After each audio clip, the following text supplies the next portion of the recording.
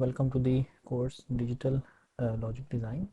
तो अब हम इस वीक के अंदर sequential circuit design based on finite state machine discuss करेंगे, जिसमें हम फाइनाइट स्टेट मशीन सबसे पहले बेसिकली हम इस वीक के अंदर हम अपनी रियल लाइफ के अंदर एक प्रॉब्लम स्टेटमेंट से फाइनाइट स्टेट मशीन बनाना सीखेंगे। तो फाइनाइट स्टेट मशीन अगर हम बना लेते हैं तो उसके बाद सर्किट डिज़ाइन करना हम ऑलरेडी इससे लास्ट लेक्चर में कवर कर चुके हैं। तो अब इसमें देखते हैं हम आइडेंटिफाई। अब डिज़ाइन प्रोसीजर क्या होगा? डिज़ाइन प्रोसीजर ये होता है कि जी identify inputs and outputs from the given problem statement and draw the block diagram showing the inputs and outputs. आप सबसे पहले इनपुट और आउटपुट को आइडेंटिफाई करो।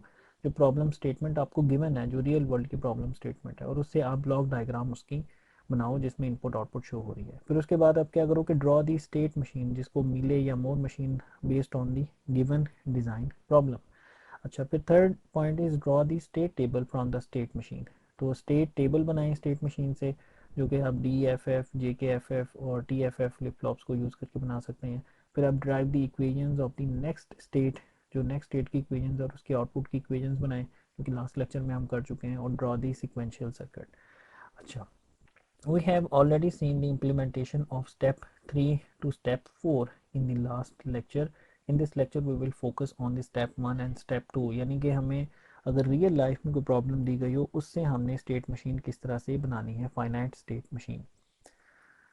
अच्छा, तो अब पहला प्रॉब्लम हम देखते हैं। प्रॉब्लम्स कुछ मैं अभी एड्रेस करूंगा, उन प्रॉब्लम्स को देखेंगे हम कि हमने किस तरह से उसकी स्टेट मशीन बनानी है। तो design problem one is sequence detector. Design a circuit that detects a sequence of three or more consecutive ones in a string of bits coming through an input line। यानी आपके पास एक input line है, data line है, जो कि serial bit stream है, उससे आपके पास नंबर ऑफ बिट्स आ रही हैं। और अगर आपकी नंबर ऑफ बिट्स जो है वो आपकी नंबर ऑफ बिट्स आपकी अगर नंबर ऑफ बिट्स 3 हो जाती हैं तो उस पे आपका सर्किट की आउटपुट आनी चाहिए। यानी design a circuit that detects a sequence of 3 और more consecutive ones in a string of bits. अच्छा, अब जैसे इसमें आप देखें कि 0001 आपके आउटपुट 0 है, इस पर भी आउटपुट 0 है, इस पर भी आउटपुट 0 है, इधर भी आपकी आउटपुट 0। आपकी आउटपुट कब 1 होगी? जब आपकी तीनों इनपुट 1 होंगी। यानी जब आपकी तीनों इनपुट कंसेक्यूटिव इनपुट 1 होंगी, लेकिन 3 और more consecutive ones in a string, जब आपकी यहाँ पे हमने 3 के लिए बनाया कि 3 कंसेक्यूटिव इनपुट्स होंगी तो आपकी आउटपुट 1 आएगी।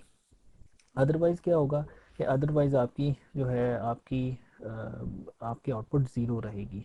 जैसे यहाँ पे देखें, आपकी आउटपुट 1 है, इधर भी आउटपुट 1 है, इधर भी आउटपुट 1 है, उसके बाद आपकी आउटपुट ज़ीरो हो जाती है क्योंकि आपकी जो है वो कंसेक्यूटिव इनपुट्स ख़त्म हो जाती हैं। अच्छा, अब हम इसका जो है इसकी सबसे पहले ब्लॉक डायग्राम बनाते हैं। X is your input and clock is your, clock का सिग्नल ये तो गिवन होता है, बनाना होता है अपने हर सर्किट में। और वाई इज़ योर आउटपुट। अच्छा, अब इसकी स्टेट डायग्राम, अब इसकी स्टेट्स जो है वो हम पहले बनाते हैं।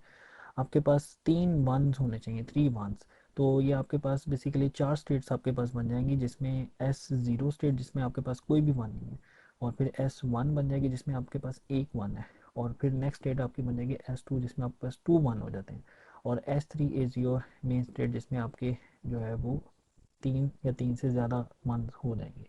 तो सबसे पहले हम देखते हैं, शुरू करते हैं स्टेट ज़ीरो। स्टेट ज़ीरो पे आपकी आउटपुट क्या होगी? ज़ीरो होगी। तो ये आपकी मोर मशीन बनेगी, बिकॉज इसमें जो आपकी आउटपुट है वो कांस्टेंट रहेगी स्टेट के अंदर। तो S0 के अंदर आपकी आउटपुट जो है वो ज़ीरो है।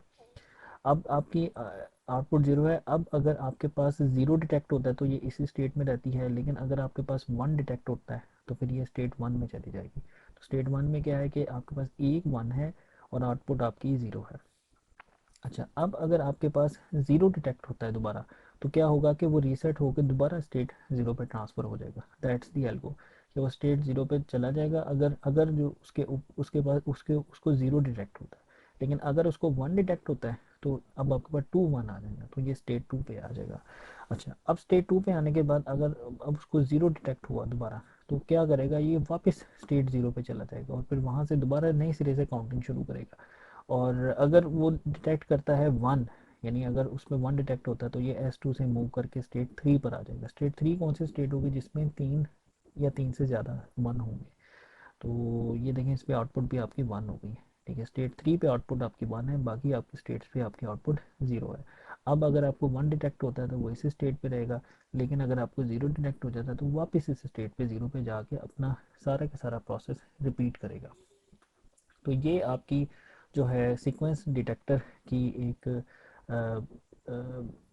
आपकी स्टेट डायग्राम जो है वो इस तरह से बनाएंगे। अब इस स्टेट डायग्राम को यूज़ करते हुए इसका जो सिक्वेंशियल सर्किट होगा, जो पूरा सर्किट डिज़ाइन होगा यूजिंग डी फ्लिप फ्लॉप, जे के फ्लिप फ्लॉप या आपका जो है टी फ्लिप फ्लॉप, वो ऑलरेडी हम इससे प्रीवियस लेक्चर में डिस्कस कर चुके हैं। Okay, next we go to the second problem, that is prime number generator. Design a state machine which generates the first 6 prime numbers repeatedly. जिसने 6 prime numbers को repeatedly generate करना है। तो इसकी इनपुट क्या है, क्लॉक इनपुट है just, और इसकी आउटपुट क्या होगी, प्राइम नंबर इसकी आउटपुट होगी। अच्छा, अब इसमें देखें प्राइम नंबर आपके, अब इसकी जो है स्टेट्स आपकी जो है इसकी कौन सी बनेगी प्राइम नंबर। देखिए फर्स्ट सिक्स प्राइम नंबर कौन कौन से होंगे आपके, 2, 3, 5, 7, ठीक है ये 4 हो गए, और 11, 13, ये 6, यानी तीन सॉरी 6 आपके जो प्राइम नंबर्स होंगे उसकी जो है इसने जनरेट करना है। 6 प्राइम नंबर्स जनरेटर, ये प्राइम नंबर जनरेटर है बेसिकली। तो स्टेट 0 क्या होगा, जिसकी आउटपुट क्या होगी, प्राइम नंबर 2 वो जनरेट करेगा, उसके बाद नेक्स्ट क्लॉक वो प्राइम नंबर 3 जनरेट करेगा, फिर प्राइम नंबर 5 जनरेट करेगा, फिर 7 करेगा, फिर 11 करेगा, फिर 13 करेगा, और फिर 0 पे वापस। तो ये जो है प्राइम नंबर जो है वो रिपीटेडली जनरेट करेगा। क्वेश्चन के स्टेटमेंट को समझना बहुत ज़रूरी है। Design a state machine which generates the first 6 prime numbers repeatedly. अच्छा, अब इसकी स्टेट्स हम करते हैं। There are 6 states, so we need 3 state variables. 6 states हैं, जाहिर है 6 स्टेट्स हैं तो आपको 3 वेरिएबल्स चाहिए ताकि आप उसको एक्सप्लेन कर सकें। तो state 0, state 1, state 2, state 3, state 4, state 5। S 0 क्या होगा, ए बी सी 0 0 0 0 0 1 0 1 0 0 1 1 1 0 0 1 0 1, ये आपके पास जो है वो 3 स्टेट वेरिएबल आपने डिफाइन कर लिए। Maximum value of the output prime number कितनी थी, 13।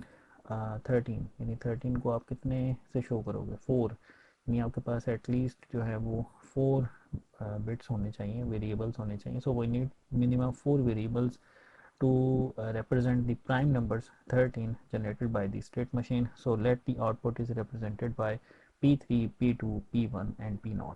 ठीक है, P3, P2, P1, P0 ये आपकी आउटपुट हो गई, और ये आपकी जो है वो स्टेट्स आ गई। अच्छा, अब इसमें आप देखो स्टेट 0 पे क्या है, स्टेट 0 पे 2 है, स्टेट 1 पे 3 है, स्टेट 2 पे आपकी जो है वो 5 है, स्टेट 3 पे 7 है, स्टेट 4 पे 11 है, स्टेट 5 पे 13 है। अच्छा, अब देखते हैं प्रेजेंट स्टेट जो है, और ये प्रेजेंट स्टेट और नेक्स्ट स्टेट। प्रेजेंट स्टेट आपकी क्या होगी, 0 0 1, नेक्स्ट स्टेट क्या होगी 0 0 1, यानी से नेक्स्ट वाली, फिर 0 0 1 से नेक्स्ट वाली क्या होगी 0 1 0, ठीक है, यानी उसे नेक्स्ट वाली। अच्छा, फिर ये इस तरह से ये नेक्स्ट स्टेट में चला जाएगा। और पहली स्टेट में क्या है, पहली स्टेट में आपकी आउटपुट क्या है 2, नेक्स्ट स्टेट में 3 है फिर उससे नेक्स्ट स्टेट में जो है वो आपकी नेक्स्ट प्राइम नंबर है, फिर उससे नेक्स्ट प्राइम नंबर है, इस तरह से 13 तक जो है वो हम जा रहे हैं, यानी 2, 3, 5 जो आपके प्राइम नंबर्स हैं 2, 3, 5, 7, 11 और 13, ये आपके टेबल आपने बना लिया। ठीक है, उसी सर्कल तो अब आप क्या करोगे, अब आप जो है इसके कॉम्बिनेशनल जो है वो सर्किट, जो सिक्वेंशियल सर्किट है, आप नेक्स्ट स्टेट, प्रेजेंट स्टेट और आउटपुट स्टेट से अपनी वही टेक्निक जो हमने यूज़ की थी लास्ट लेक्चर में वो यूज़ करके इसकी जो है वो सर्किट डिज़ाइन कर सकते हैं। तो बेसिक चैलेंज यही था कि इस टेबल को हमने जो है वो डिज़ाइन करना है। अच्छा, नेक्स्ट प्रॉब्लम हम देखते हैं, बैटरी मॉनिटरिंग सिस्टम। ठीक है, you are working with a company who invented a new battery technology that allows ultra fast charging. Unfortunately, the new batteries have the tendency to overheat while charging। यानी एक battery की company है जिसने एक battery design की है, लेकिन वो जो बैटरीज हैं वो गर्म हो जाती हैं, यानी ओवर हीट होती हैं। The company has already installed a digital temperature monitor that turns the charging of completely once the temperature exceeds a certain threshold। अच्छा, now you are asked to develop a controller which adds some intelligence to the charger। ठीक है, जो intelligence उसमें डाल रहा है, क्या डाल रहा है, intelligence means decision making power. rather than shutting charging off completely after the safe temperature limit is exceeded, the controller turn charging on again if the temperature drops। यानी बैटरी आपकी चार्ज करते करते गर्म हो गई, तो अब गर्म होने पे तो ये है कि वो ट्रिप हो जाए, ख़त्म हो जाए, प्रोसेस आपका रुक जाए। तो लेकिन वो क्या करता है कि नहीं, मतलब वो उसको जो है ऑब्जर्व करता है, जो अब नया प्रोसेस है आपका, नया कंट्रोलर है, वो उसको ऑब्जर्व करता है। जब उसका टेम्परेचर ठंडा हो जाता है वो उसको दोबारा स्टार्ट कर देता है, चार्जिंग को दोबारा जो है वो स्टार्ट कर देता है, ठीक है। So after the safe temperature limit is exceeded the controller should turn on charging on again if the temperature drops. However after the temperature has been exceeded 3 times, charging should stop permanently and only a manual reset will bring the charger out of its safety lockdown। यानी इसमें भी एक limit उसने रखी है, उसने तीन तीन दफ़ा चेक करना है, यानी 3 दफ़ा, अगर पहली दफ़ा टेम्परेचर बढ़ा, ठीक है, जब टेम्परेचर नॉर्मल हुआ दोबारा चार्जिंग स्टार्ट कर दी बैटरी की उसने। अच्छा, फिर बैटरी का जो है वो दोबारा टेम्परेचर दोबारा बढ़ गया तो उसने क्या करना है कि फिर चार्जिंग को स्टॉप करना है, और जब उसका टेम्परेचर नॉर्मल हो जाना है उसने फिर चार्जिंग स्टार्ट करवा देनी है। यानी 3 दफ़ा वो करेगा, लेकिन जब 3 दफ़ा वो ये अटैम्प्ट कर चुका है तो चौथी मरतबा उसको अलाउ नहीं करेगा, तो चार्जिंग का प्रोसेस रुक जाएगा। तो ये इसमें इंटेलिजेंस ऐड हुई है। अब ये कंट्रोलर आप डिज़ाइन करने जा रहे हैं। You are given one digital input as the input, जो कि टेम्परेचर है, जो टेम्परेचर सेंसर उस पर आपने लगाया होगा। उसमें मुख्तलिफ टाइप्स होती हैं सेंसर्स की। तो टेम्परेचर सेंसर सिग्नल आपकी क्या है, इनपुट गिवन है आपको, जो मतलब बैटरी का टेम्परेचर सेंसर है। It is zero as long as the temperature is below the safe threshold and 1 above. यानी अगर ज़ीरो है इसका मतलब है कि टेम्परेचर थ्रेश होल्ड से नीचे है, 1 का मतलब है कि टेम्परेचर थ्रेश होल्ड से अबव है। Your controller is suppose to have 2 outputs. अब आपके कंट्रोलर के 2 आउटपुट हैं, एक है चार्जिंग, दूसरा है fault. Charging output should be 1 when the charger is on. अगर चार्जर चार्जिंग कर रहा है तो चार्जिंग की जो आउटपुट होगी ना वो 1 होगी, और फॉल्ट की आउटपुट 1 कब होगी, when the safety lockdown is active. यानी अगर आपके सेफ्टी लॉकडाउन लग गया है, यानी 3 दफ़ा मसला हो चुका है, टेम्परेचर बढ़ चुका है, तो आपका क्या हो जाएगा, चार्जिंग रुक जाएगी और फॉल्ट की जो बिट है वो 1 हो जाएगी, यानी फॉल्ट 1 हो जाएगी। यानी फॉल्ट ने कब 1 होना है, जब 3 बार आपका जो है वो टेम्परेचर एक्सीड कर चुका हो। तो design both Mealy and Moore state machines for the above design problems. Step 1 2 को ही हम डिस्कस करेंगे। इसमें जो इनिशियल स्टेप्स होंगे, यानी प्रॉब्लम की शक्ल बनाना, यानी उसका जिसे कहते हैं ना कि उसकी एक प्रॉब्लम की वो बन जाए, शक्ल बन जाए। उसके बाद उसके डिज़ाइनिंग हम पिछले लेक्चर में कर चुके हैं। अब ब्लॉक डायग्राम क्या है इसकी, टेम्परेचर और क्लॉक। लेकिन टेम्परेचर आपकी इनपुट है और क्लॉक है आपकी इनपुट हैं, 2 इनपुट्स हैं, बैटरी चार्जिंग कंट्रोलर है, ठीक है। और उसके बाद आपके है बेसिकली इंपॉर्टेंट तो ये इनपुट है, और ये क्लॉक तो आपके होंगे हर सूरत। अच्छा, उसके बाद 2 आउटपुट्स आपकी क्या है, चार्जिंग और फॉल्ट, चार्जिंग एंड फॉल्ट। अच्छा, अब इसमें आप देखें state zero, state 1, state 2, state 3, state 4, state 5। State zero क्या है कि जी चार्जिंग 1, C1 का मतलब है कि चार्जिंग हो रही है बैटरी की और फॉल्ट ज़ीरो है। अच्छा, उसमें अगर तो टेम्परेचर ज़ीरो है, यानी टेम्परेचर नहीं बढ़ रहा, तो करता रहे चार्जिंग, तो ये अपने ऊपर वापस आ जाएगा। अगर टेम्परेचर 1 हो जाए, यानी टेम्परेचर बढ़ जाए, अगर उसकी लिमिट से टेम्परेचर एक्सीड कर जाए, तो फिर क्या होगा कि ये स्टेट 1 पे चला जाएगा। स्टेट 1 क्या क्या है कि जी चार्जिंग रुक जाएगी और फॉल्ट भी ज़ीरो होगा। अब अब अगर तो टेम्परेचर 1 है, अगर टेम्परेचर 1 रहता है तो वो इसी स्टेट पे रहेगा। लेकिन अगर टेम्परेचर नॉर्मल हो जाता है, ज़ीरो हो जाता है, तो फिर ये आगे चला जाएगा अगली स्टेट पे, क्योंकि S2 है। स्टेट 2 क्या है, स्टेट 2 में फिर चार्जिंग 1 है और फॉल्ट आपका क्या है, ज़ीरो होगा। और अगर टेम्परेचर ज़ीरो होगा तो वो इसी स्टेट पे रहेगा। लेकिन अगर टेम्परेचर 1 हो जाता है तो वो फिर स्टेट 3 पे चला जाएगा। अब ये स्टेट 3 पे आ गया, स्टेट 3 में चार्जिंग अगेन ज़ीरो हो जाएगी, एफ भी ज़ीरो रहेगा। लेकिन अगर टेम्परेचर 1 रहेगा तो ये इसी स्टेट पे वापस रहेगा। लेकिन अगर टेम्परेचर नॉर्मल हो जाता है वो दोबारा चार्जिंग स्टार्ट कर देता है, ठीक है। तो C is equal to 1, F is equal to zero. तो अगर अब इस कंडीशन में टेम्परेचर अगर तो नॉर्मल रहता है तो ठीक है, तो होता रहेगा। लेकिन अगर टेम्परेचर 1 हो जाता है तो अब नेक्स्ट स्टेट पर चला जाएगा, जो कि S5 होगी। S5 पे क्या होगा कि C ज़ीरो हो जाएगी, चार्जिंग रुक जाएगी और फॉल्ट 1 हो जाएगा, ठीक है। अब इस स्टेट पे पहुंचने के बाद चाहे टेम्परेचर ज़ीरो हो या टेम्परेचर 1 हो, इसको फ़र्क नहीं पड़ेगा, ये अब फॉल्ट स्टेट में चला जाएगा। अब आपको इसको मैनुअली रीसेट करना पड़ेगा, अदरवाइज़ ये रीसेट नहीं होगा। तो ये थी इसकी एक स्टेट जो मशीन है, मोर स्टेट मशीन, जो इससे हम देख सकते हैं। इसमें ये जो हमने आउटपुट्स इसके अंदर ही शो किए हैं, तो ये मोर स्टेट मशीन कहलाएगी। तो बैटरी S0 क्या है, battery is charging S1 temperature exceeds from the safe limit first time. S2 battery is charging S3 क्या है, temperature exceed safe limit from the second time. उसके बाद S4 battery is charging, S5 क्या है, temperature exceeds from the safe limit third time. यानी ये तीनों ये जो आपकी पांचों स्टेट्स हैं, छः स्टेट्स हैं आप ना 0 से 5 तक, ये सब डिफरेंट हैं एक दूसरे से। क्यों? इसके अंदर ये देखें, अब जब इस स्टेट में पहुंचेगा तो इसका मतलब क्या है कि एक मरतबा आपकी जो है ना वो काउंट लग गया हुआ है, एक मरतबा आपकी ओवर चार्जिंग हो गई हुई है। और अगर वो स्टेट 3 पे पहुंचेगा, ठीक है, तो 2 मरतबा ओवर चार्जिंग हुई है। और जब स्टेट 5 पे पहुंच गया तो इसका मतलब है 3 मरतबा ओवर चार्जिंग हो गई है और अब आपका सिस्टम ट्रिप हो जाना चाहिए। अच्छा, तो अब ये उसके बाद इसकी जो है मिली मशीन को देखते हैं। मिली मशीन में क्या है कि ज़ीरो, अब इसमें हमने क्या किया कि आउटपुट को स्टेट से निकाल दिया ना। मिली मशीन में क्या होता है कि इनपुट स्लैश आउटपुट, तो इनपुट आपकी वही टेम्परेचर वाली और आउटपुट आपकी सी एफ है। C F, C for charging, F for your fault. तो यहाँ पे 1 0 आ गया, 0 0 0 0 और 1 0। बिल्कुल आपने वो जो जैसे अभी एस नॉट है, ठीक है, एस स्टेट है, उस पर क्या है, ज़ीरो आपकी टेम्परेचर ज़ीरो है तो क्या होगा, चार्जिंग होगी, फॉल्ट ज़ीरो होगा, C/10 इस डेट पर रहेगा। और अगर आपका टेम्परेचर 1 हो जाता है तो उस सूरत में क्या होगा कि आपकी चार्जिंग ज़ीरो, फॉल्ट ज़ीरो, ये दोनों रुक जाएंगे, आपका charging zero, fault zero, state 1 पर आ जाएगा। और अगर 1 रहता है अगर आपका टेम्परेचर तो ये 0 0 रहेगा, लेकिन अगर आपका 0 हो जाता है तो ये 1 0 हो जाएगा, तो स्टेट 2 पर आ जाएगा। जब स्टेट 2 पे होगा और टेम्परेचर 0 है तो ये 1 0 रहेगा, लेकिन अगर 1 हो जाता है तो ये 0 0 हो जाएगा, तो स्टेट 3 पर आ जाएगा। स्टेट 3 पे अगर 1 होता है तो ये 0 0 रहेगा, लेकिन अगर 0 हो जाए तो ये 1 0 इसमें आ जाएगा, चार्जिंग दोबारा आपकी स्टार्ट हो जाएगी। ठीक है, तो ये इस स्टेट पर आ जाएगा, स्टेट 4। अब स्टेट 4 पे आपका जो है टेम्परेचर 0 है तो ये 1 0 रहेगा, चार्जिंग होती रहेगी, फॉल्ट 0 रहेगा। लेकिन अब अगर आपका टेम्परेचर 1 हो गया तो इसका मतलब है कि वो स्टेट पे चला गया। अब इस पे आपका फॉल्ट 1 हो जाएगा और आपकी चार्जिंग रुक जाएगी। अब इस पे चार्जिंग रुकी हुई है, फॉल्ट 1 है, चार्जिंग रुकी है, फॉल्ट 1 है। ठीक है, तो ये आपकी आपकी मिली स्टेट मशीन बन गई जिसके हमने आउटपुट को स्टेट से बाहर निकाल दिया, स्टेट के सर्कल से।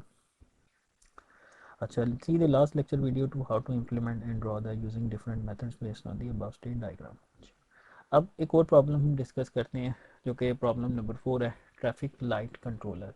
कि आपके पास जो ट्रैफिक लाइट्स होती हैं, ठीक है, तो उसके हवाले से अगर अभी हम स्टेट मशीन बनाते हैं कि आपके पास ये लेकिन दो रोड है जो क्रॉस कर रहे हैं आपके पास, और दो ट्रैफिक लाइट्स हैं आपके पास, ठीक है, this is your main road and this is your side road. So design the state machine based traffic light controller for the traffic junction shown below. Note that the only restriction is this, that any given time only one side of the traffic is allowed to pass the junction. यानी अब इसमें जो है वो एक वक्त में सिर्फ एक जो लाइट है वो चलनी चाहिए। यानी अगर ये ग्रीन है ना तो ये रेड हो, ऐसा ना होगा यहाँ से भी ट्रैफिक आ रही है, यहाँ से भी ट्रैफिक आ रही है तो हादसा हो जाए। तो ग्रीन है तो सिर्फ ये वाली ग्रीन हो जिससे यहाँ पे ट्रैफिक जा सकती है और यहाँ से यहाँ जा सकती है, ये वाली रेड होनी चाहिए। और जब ये ग्रीन होगी तो ये वाली रेड होनी चाहिए। तो इसमें हम देखते हैं कि इसकी इनपुट क्या है, क्लॉक सिग्नल इसकी इनपुट है, जस्ट क्लॉक जो फ्लिप फ्लॉप्स में हमने देना है। और इसकी आउटपुट्स हम देख रहे हैं कि हमारे पास 6 आउटपुट्स हैं, red main, yellow main, green main, और रेड साइड, येलो साइड और ग्रीन साइड। ठीक है, यानी मेन रोड की और साइड रोड की। अब इसके अंदर जो है वो हम इसकी स्टेट मशीन बनाते हैं। ठीक है, स्टेट मशीन के अंदर हम देखते हैं कि ग्रीन मेन, अब इस स्टेट से स्टार्ट करते हैं कि ग्रीन मेन है, मेन ग्रीन है आपकी, जीएम, जीएम का मतलब है जो मेन है उसकी ग्रीन है, और रेड एस तो आपकी जो साइड है उसकी रेड है, तो ये स्टेट 0 है। उसके बाद नेक्स्ट स्टेट आ जाएगी, यानी इसमें टाइमिंग फंक्शन लगेगा यहाँ पे, कुछ टाइम के बाद क्या हो जाएगी, ये येलो मेन हो जाएगी, लेकिन साइड वाली रेड रखनी है हमने। यहाँ पे दोनों येलो ना करें, इससे भी हादसे का डर है, तो यहाँ पे येलो मेन हो तो रेड साइड ही रहे। उसके बाद क्या हो कि जैसे रेड मेन हो तो ये ग्रीन साइड हो जाए, ठीक है, ग्रीन साइड हो जाए। उसके बाद जब ये येलो साइड हो उसके बाद, और येलो साइड में आपकी जो मेन है वो रेड ही रहे तो बेहतर है, येलो ना हो मतलब रेड ही रहे। तो इस तरह से हमने जो है इसकी एक स्टेट मशीन, एक मोटी मोटी स्टेट मशीन हमने जो है वो इसकी डिज़ाइन कर ली है कि जिसमें हमने आउटपुट्स जो है वो इसके अंदर शो करके इसकी हमारी जो ट्रैफिक प्रॉब्लम है उसकी स्टेट मशीन बनाना सीखी है। अच्छा, अब एक हमारा नेक्स्ट प्रॉब्लम है पल्स जनरेटर, कि हमारा पल्स जनरेटर कैसे design a state machine to generate the single pulse for the duration of one clock cycle whenever one input goes high. ठीक है, सैंपल अब आपके पास ये देखें, ये क्लॉक सिग्नल आपको दिया हुआ और ये इसकी पॉजिटिव ट्रांजिशन या पॉजिटिव एज शो की हुई है। अब इसमें आपकी इनपुट क्या है, एक्स। जब आपका एक्स जो है 0 से 1 होगा तो आपका आउटपुट जो है वो 0 से 1 हो जाए। ठीक है, उसके बाद आपका एक्स जो है, एक्स में जो मर्जी चेंज आती रहे, वाई में चेंज ना आए। जब एक्स आपका 0 से 1 हो तब ही आपकी जो है चेंज, अच्छा हाँ, अब इसमें आपकी जब एक्स की चेंज हो रही है 0 से 1, इसमें जब दोनों एंड हो, यानी जब एक्स 0 से 1 हो और क्लॉक 0 से 1 हो, तब आप देखें आपकी आउटपुट 1 होती है, अदरवाइज़ आपकी आउटपुट जो है वो 0 है। इसी तरीके से यहाँ भी आप देखें कि आपकी एक्स 1 है और क्लॉक आपकी पॉजिटिव हो रही है तो आपकी आउटपुट आ रही है। तो design a state machine to generate the single pulse for the duration of 1 clock cycle. ये एक क्लॉक साइकिल की ड्यूरेशन है आपकी। Whenever an input goes high, ठीक है, whenever an input goes high, so sample input x and sample output y is shown below। तो pulse generator इसकी input x हो जाएगी, क्लॉक आ गया और इसकी आउटपुट आगे आ जाएगी y। अब इसकी स्टेट मशीन अब हम बनाने की कोशिश करते हैं। तो सबसे पहले आप स्टेट कर लें y is equal to zero, y is equal to zero. ठीक है, आपकी y जो है वो ज़ीरो है, ये देखिए ये आपकी y है ना, ये y आपकी ज़ीरो है। अच्छा, अब x ज़ीरो है तो y ज़ीरो रहेगा, और x अगर आपकी 1 हो जाती है तो ये y आपका 1 हो जाएगा, यानी x 1 हो गया। देखें ये ज़रा इंपॉर्टेंट है, x पहले 0 था, फिर x 0 से 1 हो गया तो आपका y जो है वो 1 पे आ जाएगा। अब इस स्टेट में आपका जो है वो सिस्टम रहेगा y is equal to 1, state 1। अच्छा, अब उसके बाद आप देखें, स्टेट 1 के बाद x उसके बाद चाहे 0 हो चाहे 1 हो, ये दोबारा y 0 हो जाएगा। क्यों? ये सिर्फ एक क्लॉक साइकिल के लिए होगी। यहाँ पे जो है वो लिखा जा सकता है कि 1 क्लॉक साइकिल, ये जो स्टेट होगी ना ये बड़ी एक शॉर्ट ड्यूरेशन वाली स्टेट है, यानी ऐसे कह लें जैसे ये ज़िंदगी है, ये पूरी कायनात के वक्त में ये छोटी सी एक ज़िंदगी है। तो ये बहुत थोड़े से टाइम के लिए इस स्टेट में आया और एक क्लॉक साइकिल के लिए, यानी ये 1 हुआ और फिर ये 0 हो जाएगा। ठीक है, रिगार्डलेस ऑफ योर एक्स। तो x आपका 0 होगा या x आपका 1 होगा तो ये y दोबारा 0 हो जाएगा। ठीक है, 0 पर आ गया। अब 0 के बाद x आपका 1 होता है, अगर 0 के बाद अब आपका y 0 हुआ, अब अगर आपका x 1 होता है तो ये y 0 ही रहेगा, यानी इसी स्टेट पे वापस आ जाएगा। और अब अगर आपका x 0 होता है तो वो इस स्टेट पर वापस आ जाएगा जो कि नेक्स्ट स्टेट पे जाने के लिए तैयार होगा। इसको कैसे समझना है ये देखें ज़रा। एक्स आपका 1 था, ठीक है, वाई आपका एक क्लॉक साइकिल में रहा, उसके बाद वाई आपका 0 हो गया, यानी इस स्टेट में आपका चला गया, ये वाली स्टेट में आ गया। अब इस स्टेट में आने के बाद आप देखें आपका एक्स जो है वो 1 से क्या हो रहा है, 0, यानी एक्स आपका 1 से क्या हो रहा है, 0, 1 से 0 हो रहा है। लेकिन ये एक, ये आपका जो है ना इस स्टेट के अंदर है, यानी आपका वाई 0 है। ठीक है, तो ये वाली स्टेट कहलाएगी कि अगर आपका एक्स 1 है तो उसमें ये वाई 0 हो रहा है। और अगर एक्स 0 हो जाता है, ठीक है, यानी अगर एक्स आपका 0 हो जाता है, जैसे ये 0 हो गया, तो अब ये प्रीवियस स्टेट में एंटर हो जाएगा। कौन से वाली स्टेट में एंटर हो जाएगा, इस वाली स्टेट में एंटर हो जाएगा, ये वाली जो स्टेट है जहाँ से ये शुरू हुआ था, यानी y इज़ इक्वल टू 0। फिर मैं इसको दोबारा बता देता हूँ, y इज़ इक्वल टू 0, यहाँ से हमने स्टार्ट किया, x 0 था तो इस स्टेट पे रहा, x 1 हुआ 0 से 1 तो ये स्टेट 1 में चला गया, S1 इसको आप कहें। तो y इज़ इक्वल टू 1, इसमें y आप कह लें 1 है। तो उसके बाद x चाहे 0 हो चाहे x 1 हो, इसने क्या करना है कि इसने दोबारा 0 हो जाना है, y ने एक साइकिल के बाद दोबारा 0 हो जाना है। ठीक है, अब उस पर x अगर 1 रहता है तो वो इसी पे रहेगा, लेकिन अगर x 0 हो जाता है तो वो इस स्टेट पे वापस आ जाएगा, 0 स्टेट पे जहाँ से ये शुरू हुआ था। तो इस तरह से आप इस क्लॉक पल्स को अगर अच्छी तरह समझ लें कि ये क्लॉक पल्स कैसे काम करिए, कि जिसमें दोनों आपके x 0 से 1 हो और क्लॉक पर जैसे ही आता है तो इसकी आउटपुट एक साइकिल के लिए 1 होती है, उसके बाद इसकी आउटपुट 0 रहेगी जब तक कि ये दोबारा से इस स्टेट के अंदर वापस ना आ जाए कि जिसमें आपकी जो x थी वो 0 से 1 हो रही थी। So that is the state machine of your previous one. अच्छा, अब इसमें एक कॉन्सेप्ट आता है कि हम जब डिज़ाइनिंग कर रहे होते हैं स्टेट, जो अपनी स्टेट मशीन्स हम जो बना रहे हैं अभी, हम ये जो इसकी डिज़ाइनिंग कर रहे होते हैं सिक्वेंशियल सर्किट्स की, तो उसमें कुछ स्टेट ऐसी होती हैं जो रिडंडेंट होती हैं, कुछ मशीन स्टेट्स ऐसी होंगी जो रिडंडेंट होंगी। रिडंडेंट का मतलब ये, अब जैसे ये देखें आप ए बी CDEFG, यानी 1 2 3 4 5 6 7 स्टेट्स आपको शो हो रही हैं। अब इसमें से अभी हम इसको एनालाइज करते हैं सर्किट को। इसमें बहुत सारी स्टेट्स ऐसी हैं जो रिडंडेंट हैं, मतलब एक्स्ट्रा लगी हुई हैं, जिनको हम रिमूव भी अगर कर दें तो हमारे सिस्टम पे कोई फ़र्क नहीं पड़ेगा। तो we first looked at the combinational logic reduction with the K-maps. Here we want to minimize the number of states in a state transition diagram, thus reducing the number of flip-flops required in a design. The rules for state reduction is that the two states are equivalent if and only if, ये rule देखें आप, two states are equivalent if and only if at any given state for all input combinations the next state and the output is the same। यानी आपकी कोई भी input combination हो, अगर आपकी नेक्स्ट स्टेट और आउटपुट अगर सेम है तो वो states equivalent है। If the two states are equivalent, then any one of the equivalent state can be removed from the state diagram। अगर पहले पहली बात तो ये है कि आप इस्टेब्लिश करें कि दो स्टेट्स इक्विवेलेंट हैं। अगर दो स्टेट्स इक्विवेलेंट हैं तो फिर जो इनमें से जो दोनों में से कोई एक आप उसमें से रिमूव कर सकते हैं। अब इसकी एग्जांपल देखते हैं हम।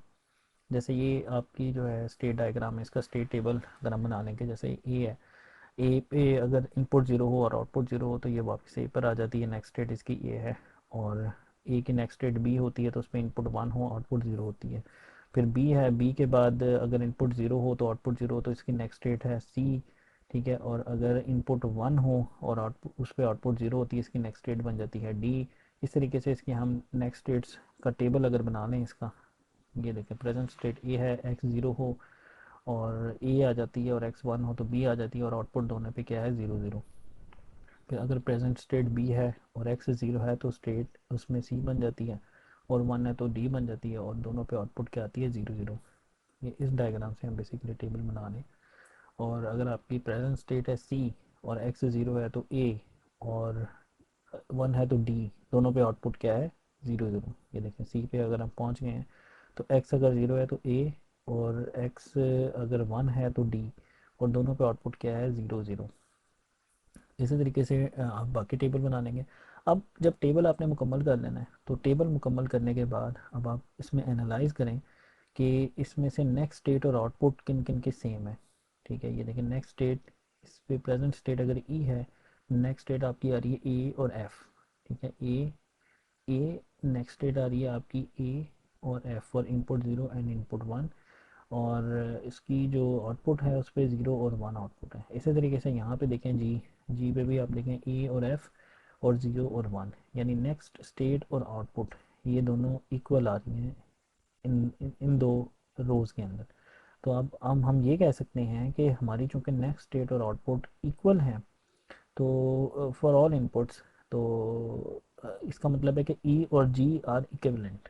ठीक है, ई और जी इक्विवेलेंट है। अगर ई और जी इक्विवेलेंट है तो जी को हटाएं आप, और जी को हटाने के बाद जहाँ जी यूज़ हो रहा है, जैसे यहाँ जी यूज़ हो रहा है, यहाँ पे ई लिख दें आप। यानी इसको जी पे क्यों भेज रहे हैं आप, जी की बजाय इसको ई पे भेज दें, इसको आप हटा दें। ठीक है। तो from the table 1 state A and G are equivalent, so remove the state G, replace all G states in table 1 with E updated। अच्छा जी, अब देखें इसमें आपने जो है G को हटा दिया, ठीक है, और G की जगह अब आपने क्या लगाना है, E पूरे टेबल के अंदर। तो G की जगह अब आपका क्या लग गया, E। तो D से आप गए ई एफ ज़ीरो वन, और यहाँ पे F है आपके प्रेजेंट स्टेट, उससे ई एफ ज़ीरो वन पे आ गए। अब आपकी ये देखें दोनों स्टेट्स आपकी इक्विवेलेंट है, ई एफ ज़ीरो वन, और यहाँ पे भी आपकी स्टेट आ रही है ई एफ ज़ीरो वन। ये दोनों स्टेट्स आपकी क्या हैं, इक्विवेलेंट स्टेट्स हैं। तो अब आप क्या करो, इनमें से एक स्टेट को हटा दो। ठीक है, अब इसमें से एक स्टेट आप हटाएंगे तो कौन से स्टेट आप, डी और एफ स्टेट आपकी इक्विवेलेंट बन रही है, तो आप क्या करो कि एफ को हटा दो और एफ की जगह आप क्या यूज़ करोगे, डी, यानी एफ की जगह आप डी यूज़ कर लो। तो रिप्लेस अच्छा जी, अब इसमें देखते हैं from the table to state. इसमें असल में इसकी ये जो है ना सेव है, थोड़ा सा मिस्टेक हुई है। तो इसमें अगर हम देखें कि हमारी जो स्टेट एफ़ है अब वो रिडंडेंट है, तो एफ़ को हमने निकाल दिया, और जहाँ पे भी एफ़ यूज़ हो रही थी वहाँ पे अब हमने डी यूज़ कर दी है। तो यहाँ पे आप देख सकते हैं कि यहाँ पे आपकी डी स्टेट हर जगह पे अब यूज़ हो गई है। ठीक है, ये थोड़ा सा यहाँ मिस्टेक है, इसको मैं करेक्शन कर दूँगा स्लाइड्स के अंदर। अच्छा, तो अब आपने देखा कि A B C D E. अब आप देखें कि अब आप कुछ स्टेट्स को एलिमिनेट कर सकते हैं। अब ज़रा देखें, AB00, CD00, AD00, ED0001 और AD01। अब आपकी कोई, ये देखें AD00 और AD01 यानी थ्री, स्टेट नंबर 3 और स्टेट नंबर 5, ये स्टेट्स आपकी जो है इक्विवेलेंट नहीं है, क्योंकि इसमें आपकी आउटपुट जो है वो डिफरेंट आ रही है। ठीक है। तो अब हमने देखा कि अब हम इसको फर्दर स्टेट इसकी रिड्यूस नहीं कर सकते। इस सिस्टम की जो स्टेट हम जितनी कर सकते थे रिड्यूस, वो हम कर चुके हैं। तो ये आपकी स्टेट इससे ज़्यादा रिड्यूस नहीं हो सकती। तो ये है कॉन्सेप्ट स्टेट रिडक्शन का, कि जिसमें हम स्टेट्स को रिड्यूस करते हैं। अच्छा, उसके बाद इसका चार्ट हम बना सकते हैं। तो ये हमारे पास चार्ट इसका आ जाएगा ABCDE।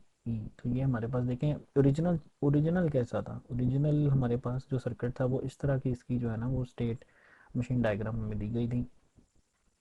ये देखें इसकी, अब हमने इसमें से दो स्टेट्स को रिड्यूस कर दिया और ये हमारी सिंप्लीफाइड जो है डायग्राम कहलाएगी। इसको हम कंट्रोल सिस्टम में मिनिमल रियलाइजेशन भी बोलते हैं, कि जिसमें हम अपने सिस्टम को कम से कम जो है वो स्टेट के अंदर ले जाते हैं इसको डिस्क्राइब करने के लिए। एनी हाउ, अच्छा, अब हम नेक्स्ट चैप्टर 6 की तरफ मूव करेंगे, जो कि जिसमें हम रजिस्टर्स और काउंटर्स को डिस्कस करेंगे। तो रजिस्टर पे हम डिस्कशन करते हैं अभी कि register is a group of flip flops, each one of which shares a common clock and is capable of storing one bit of information. ठीक है, यानी each one of which shares a common clock and is capable of storing one bit information, यानी एक bit की information को ये store कर सकता है register. N N bit register consist of a group of N flip flops capable of storing N bits of binary information. तो जो एन बिट का जो रजिस्टर होगा वो एन बिट ऑफ इंफॉर्मेशन है उसको स्टोर कर सकता है। बेसिकली ये स्टोरेज, इंफॉर्मेशन स्टोरेज के लिए यूज़ होते हैं registers. In addition to the flip flops, a register may have combinational gates that perform certain data processing tasks. A counter क्या होगा कि counter is essentially a register that performs the counting sequence in a desired fashion, जो कि counting कर रहा होगा। अब counting down counting हम आगे पढ़ेंगे काउंटर्स के अंदर। अच्छा, अब पहले हम देखते हैं 4 बिट रजिस्टर की डायग्राम।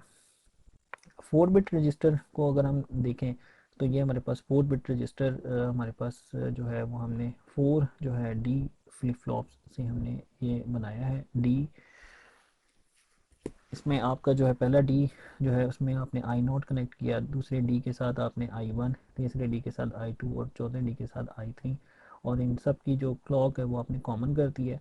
और इन सब का जो रीसेट है, जिसको अगर आप ज़ीरो दें तो बेसिकली ये सारी की सारी ये रीसेट हो जाएंगी, यानी सारी की सारी ज़ीरो हो जाएंगी। ठीक है, तो ये इसका कॉमन रीसेट कहलाएगा। तो अब इसकी वर्किंग किस तरह से है देखें। If clear underscore B equal to zero, all flip flop outputs are cleared. ठीक है, ये ऑल फ्लिप फ्लॉप्स आउटपुट्स आपकी क्लियर हो जाएंगी। ये एसिंक्रोनियस इनपुट होगी। ठीक है, ये क्लॉक डिपेंडेंट नहीं है। अच्छा, एल्स इफ क्लॉक वन, जैसे ये क्लॉक पिक पल्स आएगी इसके अलावा, यानी एल्स इफ का मतलब है कि जब आपका ये वन होगा तो उस सूरत में क्या होगा कि उस सूरत में जैसे ही क्लॉक की एज आएगी, जैसे इसको क्लॉक की एज मिलेगी तो क्या होगा कि आपकी ए नॉट के ऊपर आई नॉट आ जाएगा, ए आई के ऊपर ए वन के ऊपर ए आई वन आ जाएगा, ए टू के ऊपर आई टू आ जाएगा, ए थ्री के ऊपर आई थ्री आ जाएगा। ठीक है, ए I is equal to A आई। और अगर उसके अलावा एल्स नो चेंज, यानी इसके अलावा वो मेमोरी स्टेट में चला जाएगा। सिर्फ और सिर्फ इसके ऊपर क्लॉक की पॉजिटिव एज के ऊपर इसकी जो आउटपुट्स होंगी A not A one A two और ए थ्री वो अपडेट होंगी। तो ये आपका एक 4 बिट रजिस्टर का इंटरनल आर्किटेक्चर है। ठीक है। अच्छा, अब इसकी 4 bit register with parallel load. अच्छा, अब हम देखते हैं कि पैरेलल लोड के साथ हमारे पास एक पैरेलल लोड है A not A one A two A three. ठीक है, और इनपुट्स हमारे पास क्या हैं, I not I one I two and I three. अच्छा, अब इस सर्किट को ज़रा हम देखते हैं कि ये 4 बिट रजिस्टर है हमारा। ठीक है, अगेन इसमें हमने ये डी फ्लिप फ्लॉप्स यूज़ किए हुए हैं और इसके साथ ये एक हमने जो है ये कम्बिनेशनल सर्किट बनाया हुआ है। अच्छा, अब ज़रा पहले इस कम्बिनेशनल सर्किट पे गौर करें। ये कम्बिनेशनल सर्किट किस तरह का है। इसमें आपके दो एंड गेट यूज़ हो रहे हैं और एक और यूज़ हो रहा है। यानी आप इसको कह रहे हैं 2 आउट ऑफ 1, यानी आप कह रहे हैं यानी एक आउटपुट है। इसकी इनपुट्स क्या हैं, इसकी इनपुट जो है आप अगर देखें इसकी इनपुट आपकी है आपकी आई नॉट, इसकी आई नॉट इसकी इनपुट है। अच्छा, अब इसके अंदर जो है ये 2x1 का बेसिकली आपका जो है ये सर्किट बन रहा है और ये डी फ्लिप फ्लॉप यूज़ हो रहा है। अगर इस पर आप लोड को 1 कर दें, यानी अगर हम यहाँ लोड 1 अप्लाई करें तो इधर क्या अप्लाई हो जाएगा, 0। तो ये 0 अप्लाई होगा तो यहाँ पे क्या आ जाएगा, 0। एंड गेट पे क्या आ जाएगा, 0।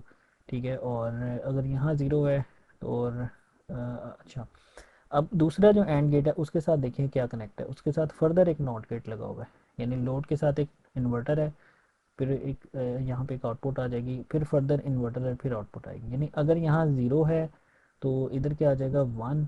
ठीक है, और अगर यहाँ 1 है तो इधर 0। और यहाँ पे क्या सिग्नल आएगा, जो इनिशियल सिग्नल था। ठीक है, जैसे अगर लोड 1 है, यानी लोड 1 है तो इधर क्या आ जाएगा, 0। इधर 0 होगा तो आपका ये वाला एंड गेट जो है आउटपुट प्रोड्यूस नहीं करेगा। लेकिन यहाँ पे आपका 1 आ जाएगा तो आपकी आउटपुट जो प्रोड्यूस होगी वो क्या प्रोड्यूस होगी, वो आपकी आई नॉट आपकी आउटपुट प्रोड्यूस होगी। तो ए आई, अब क्या होगा, यहाँ पे आपकी आई नॉट आ गई। अब जब यहाँ पे आई नॉट आपकी आ जाएगी तो जैसे ही क्लॉक पल्स मिलेगा तो A not will be equal to this I not. तो ये चीज़ यहाँ पे एक्सप्लेन कर रहा है, if load is equal to 1 then A I is equal to I on clock this. This is parallel loading of data. यानी आप देखें कि आपने चार अपने जो यहाँ पे आप देख रहे हैं कि चार आपके पास डी फ्लिप फ्लॉप्स हैं आपने पैरेलल में लगाए हुए हैं, और आपके पास चार डेटा हैं, आपके पास आई नॉट आई वन, चार बिट्स हैं आपके पास ना, आई नॉट है, आई वन है, आई टू, आई थ्री है, क्लॉक है, इन सब की कॉमन है, और ये एक सर्किट हर एक के साथ आपने लगाया हुआ है। तो लोड पे जब आप का 1 होता है, जैसे 1 होता है तो आई नॉट पे क्या होता है, ए नॉट पे आई नॉट आ जाता है, यानी लोड हो जाता है। लोड 1 का मतलब है कि आपका सर्किट लोड हो गया है, यानी आपकी आउटपुट पे आपका जो इनपुट है I not, I one, I two, I three, वो इन्फॉर्मेशन आउटपुट पे चलेगी आपकी A not, A one, A two, A three पे चलेगी। और अगर आपकी लोड 0 है तो लोड 0 पे देखें क्या होगा कि लोड 0 है, यहाँ पे 1 आ जाएगा। ठीक है, और यहाँ पे क्या आ जाएगा, अगेन 0 आ जाएगा। तो लोड 0 होगा तो सिर्फ ये वाला आपकी जो है गेट चलेगा, ये वाला गेट आपका बंद हो जाएगा। ठीक है, लोड 0 है ना, 0, यहाँ भी 0, तो ये वाला गेट आपका बंद हो गया, ये गेट चलेगा। और ये गेट चलेगा तो क्या होगा, देखें फीडबैक आपने दिया हुआ है, ए नोट को आपने फीड बैक किया हुआ है इसके साथ। तो यहाँ पे क्या होगा कि यहाँ पे ए नोट जो है वो अपनी मेमोरी को रिटेन करेगा, यानी आपकी जो है वो मेमोरी रिटेन हो रही है बेसिकली इसमें। तो इसमें आप देखें कि if load is equal to 0 then A I is equal to A I on clock this. तो ये loading output A I again. तो इसका मतलब ये है कि आपको क्या करना है, सर्किट को ज़रा मोटा मोटा देखें। मोटा मोटा ये है कि आपके पास एक लोड की इनपुट है, और बाकी आपके पास क्या है कि I not, I one, I two और आई थ्री इनपुट्स हैं, और एक आपके पास क्लॉक पल्स है। ठीक है, क्लॉक पल्स अंडरस्टूड होती है, ये मतलब ये आपको लगानी पड़नी है, ये अंडरस्टूड है। इसको आपके पास जो मेन इनपुट है वो लोड है, और ये वाली है, ये डेटा आपकी इनपुट कहलाएंगी और लोड आपकी कंट्रोल इनपुट कहलाएगी। जैसे आप लोड को 1 करोगे तो आपका जो A not, A one, A two और ए थ्री है उस पर आपका ये data I not, I one, I two, I three load हो जाएगा। और अगर आप लोड को 0 कर दोगे तो क्या होगा कि जो उस पर पहली इन्फॉर्मेशन होगी वही इसके ऊपर दोबारा से लोड हो जाएगी, नहीं रिपीट हो जाएगी। तो loading output A I again, ये यही बात यहाँ पे लिखी हुई है। अच्छा, अब ये तो था जनाब आपका 4 bit register with parallel load. अब हम देखते हैं 4 बिट शिफ्ट रजिस्टर, यानी अब हम शिफ्ट रजिस्टर को डिस्कस करेंगे जिसमें हम शिफ्टिंग करेंगे। शिफ्टिंग से क्या मुराद होती है अब हम देखते हैं। अब देखें, ये आपकी एक सीरियल इनपुट है जो कि इस जो है वो ये डी फ्लिप फ्लॉप चार आपने जो है ना वो सीरीज़ में आपने जोड़े हुए हैं सीरीज़ में, और इनकी क्लॉक क्या है, कॉमन। अब जब आप इसका क्लॉक 1 करते हो तो क्या होता है कि इस ये अपडेट हो जाएगी, यानी इसकी आउटपुट पे ये वाली स्टेट, इसकी जो डी डी स्टेट आ जाएगी वो आ जाएगी। तो जब आप पहला क्लॉक का पल्स दोगे तो क्या होगा कि यहाँ पे आउटपुट पे क्या आ जाएगा, एस आई, ये आपकी जो सीरियल इनपुट है ये इधर आ जाएगी, और इसकी आउटपुट पे क्या होगी, जो उस वक्त इधर इनपुट होगी वो इधर आ जाएगी। ठीक है, इसी तरीके से इसकी आउटपुट पे जो यहाँ पे उस वक्त होगी वो आ जाएगी, और यहाँ पे जो फाइनल आउटपुट की यहाँ पे जो हो गई एस, यहाँ पे जो उस वक्त यहाँ पे जो डी होगी वो यहाँ पे लोड होगी। अच्छा, फिर आप दोबारा एक सिग्नल दोगे, इसको दोबारा क्लॉक का सिग्नल दोगे तो आप देखोगे कि पहले क्लॉक सिग्नल में ऐसा ही चल के इधर आया, अगले सिग्नल में ऐसे ही चल के इधर आ जाएगा, फिर उससे अगले सिग्नल दोगे तो ये ऐसे ही चल के इधर आ जाएगा, फिर अगला सिग्नल दोगे तो आपका ऐसा ही चल के यहाँ पे आ जाएगा। तो इस तरह से आपकी जो 4 बिट ये जो शिफ्ट रजिस्टर इसको बोलते हैं, जिसमें आपकी बिट शिफ्ट हो रही है, ये है राइट शिफ्ट, यानी हम राइट को मूव कर रहे हैं ना, तो ये राइट शिफ्ट कहलाता है। तो अगर आप इसकी डायरेक्शन चेंज कर दें तो आप लेफ्ट शिफ्ट वाला बना लें, ठीक है। On every clock edge this register shifts the contents of this the register shifts the contents of the register one bit position to the right। इसको बोलते हैं शिफ्ट राइट ऑपरेशन, यानी एक बिट सिर्फ मूव होगा, ये नोट करें। ये नहीं कि आप पता चले जी जी सर ये तो यहाँ पे चला गया तो ये यहाँ पे चला गया, ऐसा नहीं है भाई। एक जब आपने क्लॉक देना है तो इसने यहाँ से इधर मूव कर देना है, और यहाँ पे जो उस वक्त पड़ा होगा उसने आगे मूव करना है, ठीक है। तो नेक्स्ट क्लॉक इनपुट पल्स पे क्या होगा, ये वाला बेटा आपका इधर मूव करेगा, नेक्स्ट पे ये फिर देन इधर मूव करेगा, और फिर नेक्स्ट पे ये फाइनली आगे मूव कर देगा। तो एक बिट की पोजीशन एट अ टाइम आपकी चेंज होगी। ये है 4 बिट शिफ्ट राइट। इसी तरह से 4 बिट शिफ्ट लेफ्ट का सर्किट आप बना सकते हैं, उसकी डायरेक्शन बस दूसरी तरफ हो जाएगी। अच्छा, अब हम डिस्कस करेंगे यूनिवर्सल शिफ्ट रजिस्टर, यानी एक ऐसा रजिस्टर जो कि यूनिवर्सल हो, यानी यूनिवर्सल जो होता है, यानी जो जिसे कहते हैं कि मतलब यूनिवर्सल है। अब इसमें देखें कि आपके पास यूनिवर्सल सर्किट हमने बनाया है, जिसके अंदर क्या हो रहा है, जिसके अंदर लोडिंग भी हो रही है, जिसके अंदर शिफ्टिंग भी हो रही है, राइट शिफ्ट भी हो रहा है, लेफ्ट शिफ्ट भी हो रहा है। ये अभी हम इसको एनालाइज करते हैं तो आपको पता चल जाएगा कि इसको 4 बिट यूनिवर्सल शिफ्ट रजिस्टर, यानी इसको आप मैं उधर कहूँ तो ये अंडरटेकर आप कह सकते हैं इसको, है मतलब सर्किट्स का, सिक्वेंशियल सर्किट्स का जो सबसे बड़ा सर्किट है। अच्छा, अब खैर इस पर वापस आते हैं।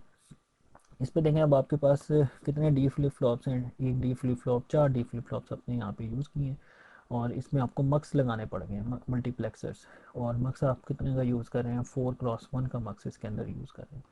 मक्स में आपको पता है कि इसकी जो सिलेक्शन लाइन है 4x1 है, तो इसकी सिलेक्शन लाइन कितनी होगी, 2, और आउटपुट इसकी 1 ही होती है मक्स की, और जो इसकी डेटा लाइन्स होगी वो 0 1 2 3। तो ये मक्स है आपका 4x1 का। अच्छा, अब इसमें इस इन सब की सिलेक्शन लाइंस जो है ना वो कॉमन है, यानी ये जो चारों मक्स है ना इनकी जो सिलेक्शन लाइंस है वो क्या है, कॉमन। ये सिलेक्शन लाइंस इनकी कॉमन है। ये ना समझिएगा कि ये आउटपुट इसकी इनपुट बन गई, ये आउटपुट इसकी इनपुट, ये कॉमन है, S1 S0 सबकी कॉमन है। यानी अगर S1 S0 0 0 इधर अप्लाई करेंगे तो ये 0 आउटपुट पे जाएगी, अगर 0 1 अप्लाई करेंगे मतलब 0 1, तो 0 1 अप्लाई करेंगे तो ये 1 वाली जाएगी, 1 0 अप्लाई करेंगे तो 2 वाली जाएगी, और 1 1 अप्लाई करेंगे तो 3 वाली आपकी आगे जाएगी। अच्छा, अब इसमें आप देखें कि अब कनेक्शंस कैसे हुए हैं। कनेक्शंस देखें कि इसमें जब आप इसका इसका मैं आपके सामने डायग्राम बना देता हूँ कि ये देखें, ये है बेसिकली इसका जो ट्रुथ टेबल आप कहने या जिसको वर्किंग टेबल है वो ये है कि S1 S0 0 0 it means no change, यानी इसमें कोई चेंज नहीं। 0 1 शिफ्ट राइट, यानी 0 1 का मतलब क्या है, शिफ्ट राइट, और 1 0 शिफ्ट लेफ्ट, और 1 1 पैरेलल लोड। अच्छा, पैरेलल लोड मीन्स वो लोडिंग कर जाए। अब देखें, अब पहले पहले हम चलते हैं 0 0 पे, नो चेंज। अच्छा, 0 0 जब आपने कर दिया तो आप क्या होगा कि हर एक के 0 आपके आउटपुट से कनेक्ट होगी। तो यहाँ से शुरू करते हैं 0 से, तो 0 पे क्या है आपकी, 0 पे आपकी A0 है, तो A0 आपकी Y को चलेगी, Y को गई, और Y जो है उस पर क्या D पे Y आ गया, यानी Y पे क्या है A0, यानी A0 घूम के इधर दोबारा A0 आ गया, और नेक्स्ट एज के ऊपर यही आगे चला जाएगा, यानी A0 it will not change, आपकी स्टेट चेंज नहीं होगी। अच्छा, इस पे गौर करें, इस पे क्या है कि इसके ऊपर 0 पे भी आपने ये A1 कनेक्शन किया हुआ है यहाँ पे, ठीक है, तो ये आपका कनेक्शन लगा हुआ है। इसी तरह से इसका 0 पे कनेक्शन है, और ये 4th 1 वाले का भी 3 आपस में कनेक्ट है यहाँ पे। अच्छा, अब आते हैं 0 1 के ऊपर, ठीक है, 0 1 यानी S0 आपका S0 1 है, और S1 क्या है, 0 0 1 शिफ्ट राइट। अब शिफ्ट राइट में क्या होगा कि आपकी बिट्स राइट को शिफ्ट होंगी। अब राइट शिफ्ट होने में ये होता है कि आपकी जो राइट शिफ्ट में लेफ्ट से इनपुट आज आएगी आपकी ना, serial input for the right shift, यहाँ से एक इनपुट बिट आ जाएगी, यहाँ वाली बिट आगे चले जाएगी, और इसकी इधर मतलब राइट शिफ्ट आपकी ऑपरेशन परफॉर्म होगा। अब वो देखते हैं वो कैसे परफॉर्म होगा। चलें यहाँ से हम शुरू करते हैं। अगर इसकी जो इसको हम करते हैं serial input for the shift right, अगर हम सीरियल इनपुट दें इसमें शिफ्ट राइट के लिए, तो ये वाली आउटपुट जो होगी 0 1 पे, वाई पे आ जाएगी। तो 0 1 पे देखें, यहाँ पे आप क्या कर रहे हो, यहाँ से इनपुट दे रहे हो, सीरियल इनपुट 1, तो ये 1 आपके आउटपुट पे चलेगी और यहाँ पे शो हो जाएगी। ठीक है, तो शिफ्ट राइट ऑपरेशन हो जाएगा, यानी यहाँ पे आपके पास जो बिट होगी वो इधर आ जाएगी। अब A3 वाली A2 पे चले जाएगी, A2 वाली A1 पे चले जाएगी, A1 वाली A0 पे चले जाएगी और A0 वाली बाहर चली जाएगी। अच्छा, वो अब देखते हैं, मतलब डिस्कार्ड हो जाएगी, यानी A0 पे A1 आ जाएगी, A1 पे A2 आ जाएगी, A2 पे A3 आ जाएगी और A3 पे ये वाली आ जाएगी जो जो इनपुट है।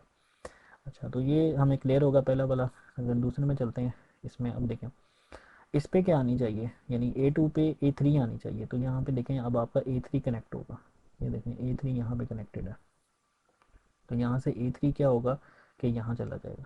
अच्छा, अब ये A2 जो है फर्दर फिर यहाँ के 1 के साथ कनेक्टेड है और यहाँ से आपका जो है वो A1 फिर आ जाएगा A2, और ये जो A1 है वो A1 फिर आगे फर्दर यहाँ के 1 के साथ कनेक्टेड है और यहाँ पे आ जाएगा आपका, यानी A0 पे A1 आ गया, A1 पे A2 और A2 पे A3 और A3 पे ये शिफ्ट इनपुट राइट। अच्छा, नेक्स्ट है आपका 1 0, यानी शिफ्ट लेफ्ट। शिफ्ट लेफ्ट कैसे करना है आपने, देखो शिफ्ट लेफ्ट जब करोगे तो आपका क्या होगा, जो 2 नंबर वाली इनपुट होगी उसने आउटपुट पे जाना। तो अब आपकी देखो 2 नंबर वाली पे यहाँ से मैंने इनपुट इंसर्ट किया, serial input for the shift left. ठीक है, ये न्यू न्यू फ्रेश बिट यहाँ पे आएगी, आप ये फ्रेश बिट आ जाएगी A0 पे और A0 वाली A1 पे चली जाएगी, A1 वाली A2 पे, A2 वाली A3 पे।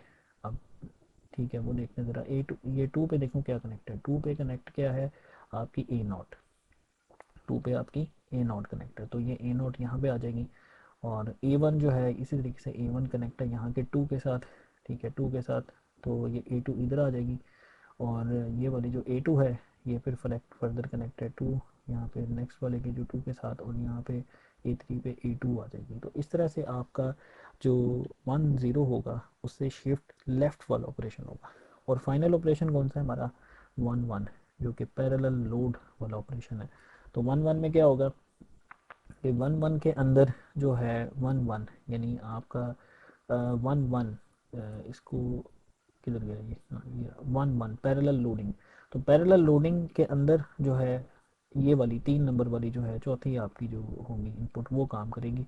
तो इस पे आपने कनेक्ट किया हुआ है I0 I1 I2 और I3, यानी जैसे ही आपने जो है S1 और S0 को 1 1 किया तो क्या होगा कि ये I3 I2 I1 I0 आगे ट्रांसफ़र हो जाएंगे और A3 पे I3 आ जाएगा, A2 पे I2 आ जाएगा, A1 पे I1 आ जाएगा और A0 पे I0 आ जाएगा।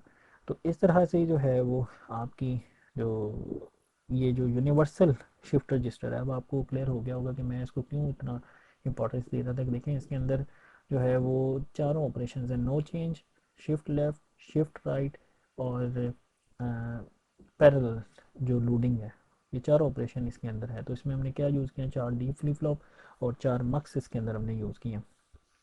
तो इसका ओवरऑल जो ब्लॉक डायग्राम बनेगी। अच्छा, ये भी एक चीज़ इसको सीखें कि इतने बड़े सर्किट को ना हम एक ब्लॉक डायग्राम से शुरू कर देते हैं। जैसे ये एक ब्लॉक हमने बना दिया, अब इसमें क्या होगा कि S10 सिलेक्शन लाइंस आ गई, MSB इन, LSB इन, जो लेफ़्ट शिफ्ट वाली जो इनपुट है और ये राइट शिफ्ट वाली जो इनपुट है MSB साइड से, क्लियर और क्लॉक है। और ये जो पैरेलल शिफ्ट वाली है I_, पैरेलल 4 बिट्स हैं, 4 बिट्स हैं आपके, और ये 4 आपके आउटपुट है। अब आप देखें कि वही सर्किट है, ठीक है, लेकिन उसको मैंने जस्ट इस तरह से ब्लॉक में शो कर दिया। तो इस तरह से अगर आप एडवांस कोर्सेज में अगर कंप्यूटर आर्किटेक्चर है और जो एडवांस कोर्सेज हैं उसके अंदर आप देखेंगे कि आपको ना बहुत बड़े बड़े सर्किट्स का सिर्फ इस तरह से एक ब्लॉक बनाया होगा और इस तरह से इनपुट्स और आउटपुट्स शो की होंगी, उसके अंदर नहीं बताया होगा कि अंदर क्या चीज़ चल रही है। तो अंदर जो है बेसिकली ये चीज़ें चल रही होती हैं जिससे आपका जो सर्किट है वो अपना वर्क कंप्लीट करता है। तो आज के लेक्चर में हमने जो है फ्लिप फ्लॉप्स और लैचेस का डिस्कस किया था, जो कुछ कन्फ्यूजन थी उसको रिमूव किया हमने। फिर हमने जो है वो स्टेट मशीन्स जो स्टेट डायग्राम है वो बनाना सीखे कि अगर हमें एक प्रॉब्लम स्टेटमेंट जनरल लाइफ से दी गई हो, अगर हमें रियल लाइफ के प्रॉब्लम दिए गए हों तो उससे हमने एक स्टेट डायग्राम को कैसे जो है वो बनाना होता है। और फिर उसके बाद हमने जो है वो रजिस्टर्स के ऊपर आज कुछ डिस्कशन किए हमने। नेक्स्ट लेक्चर के अंदर हम इंशाल्लाह काउंटर्स के ऊपर भी डिस्कशन करेंगे। सो आज के लिए इतना ही। Thank you very much for listening.